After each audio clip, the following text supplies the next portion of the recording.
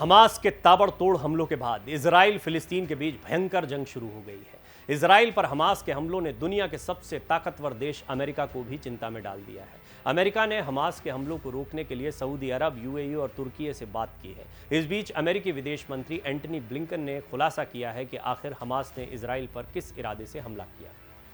विदेश मंत्री Antony Blinken ने कहा है कि इजराइल पर हमलों के पीछे हमास का इरादा सऊदी अरब और इजराइल के बीच संबंधों को सामान्य बनाने के लिए की जा रही कोशिशों को पटरी से उतारना हो सकता है। ब्लिंकन ने कहा कि कई देश इजराइल के साथ अपने संबंधों को सामान्य बनाने में दिलचस्पी रखते हैं, लेकिन हमास की कोशिश रिश्तों को सामान्य बनने से रोकना है।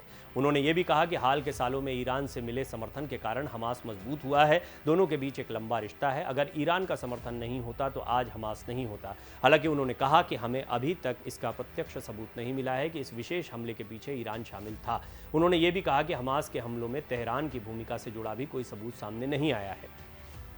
अमेरिकी विदेश मंत्री एंटनी ब्लिंकन ने साफ कहा कि हम ईरान की ओर से आतंकवाद को समर्थन देने और देशों को अस्थिर करने वाली कार्रवाइयों के खिलाफ दृढ़ता से काम कर रहे हैं। इसके लिए हमने 400 से ज़्यादा ईरानी व्यक्तियों और संस्थाओं को प्रतिबंधित किया है।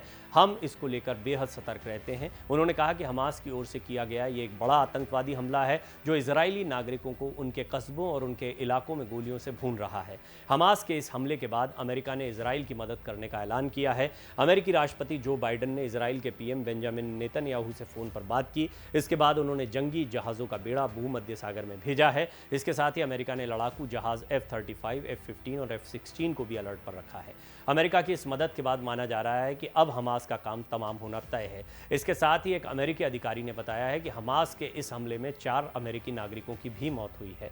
वहीं इजराइल पर हमास के हमले से चीन मन ही मन बहुत खुश है। चीन को लग रहा है कि इस हमले के बाद वो मध्य पूर्व में अपनी छूटती पकड़ को फिर से हासिल कर लेगा।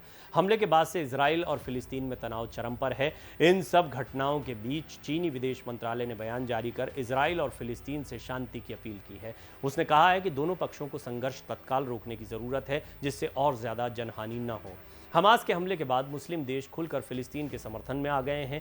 ईरान, कतर, तुर्की और पाकिस्तान ने तो खुलकर हमास का समर्थन किया है। वहीं सऊदी अरब ने सावधानी के साथ बयान जारी किया है। सऊदी अरब ने इजराइल और फिलिस्तीन के बीच द्विराष्ट्र संबंध का भी जिक्र किया है, जिस पर ना तो अमेरिका सहमत है और ना ही इजराइल। उधर कुछ दिन पहले ही सऊदी अरब के क्राउन प्रिंस मोहम्मद बिन सलमान ने अमेरिका से एक मिलिट्री पैकेज की कीमत पर इजराइल के साथ संबंध बहाल करने का ऐलान किया था, लेकिन अब इजराइल गजा पट्टी में सैन्य कार्रवाई की तैयारी कर रहा है। ऐसे में हो सकता है कि सऊदी अरब इस समझौते से पीछे हट जाए। इससे चीन को फिर से मौका मिल सकता है कि वो सऊदी अरब के साथ अपनी दोस्ती को मजबूत कर सके।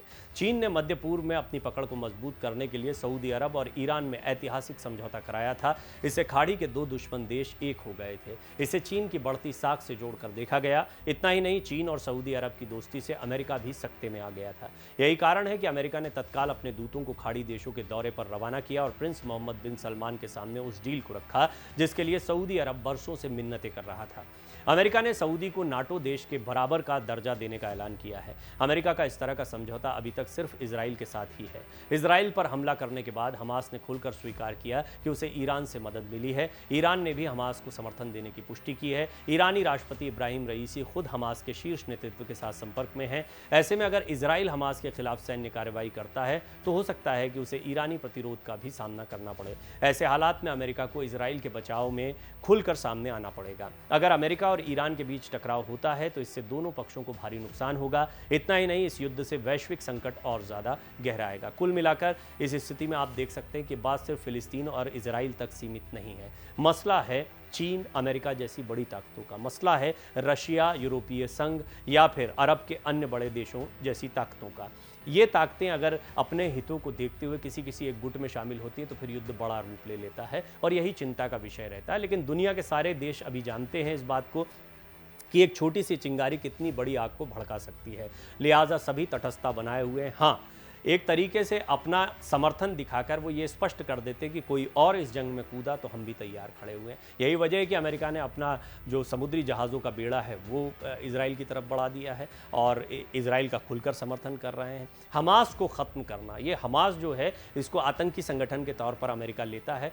भारत के प्रधानमंत्री नरेंद्र मोदी ने भी इसे एक बड़ा आतंकी हमला बताया और निश्चित तौर पर युद्ध नहीं है ये, क्योंकि आम लोगों की बड़ी तादाद 700 लोग मारे गए यहाँ पे, और ये आंकड़ा बहुत बढ़ सकता है कि आप ऐसी जगह पर मिसाइल दाग रहे हैं जो रिहायशी इलाके हैं, आप पैराशूट ग्लाइडर के थ्रू आ रहे हैं, आप दीवारों को तोड़कर आ रहे हैं, मोटरसाइकिल पर सवार होकर आ रहे हैं, और आम लोगों को, पर्यटकों को, 4 अमेरिकी भी इसमें मारे गए हैं, और अमेरिका इससे भी गुस्साया हुआ है। इजराइल तो स्पष्ट कर चुका है कि हमास को पूरी तरह से इस बार ख़त्म कर देंगे, क्योंकि 50 साल बाद, इतिहास में देखें तो 50 साल पहले अरब के तमाम देशों ने मिलकर इजराइल के खिलाफ लड़ाई लड़ी थी, लेकिन इजराइल ने उस समय जीत हासिल करी थी। अभी तो हमास ने यह हमला किया है, तो हमास को ख़त्म करने के लिए गज़ा पट्टी पर बड़ा हमला करने की तैयारी में इजराइल बैठा हुआ है, और दुनिया की ताकतें भले ही कुछ भी बयान दें, इजराइल फिलहाल इससे रुकने वाला नहीं है। यानी आने वाले समय की विभीषिका बहुत बड़ी हो सकती है। इजराइल ने स्पष्ट तौर पर कहा है कि हम अभूतपूर्व बदला लेंगे, और इसे जो हमला हमास ने किया था उसे भी एक अभूतपूर्व हमला कहा जा रहा है, यानी पहले जैसा कभी हमला ना हो।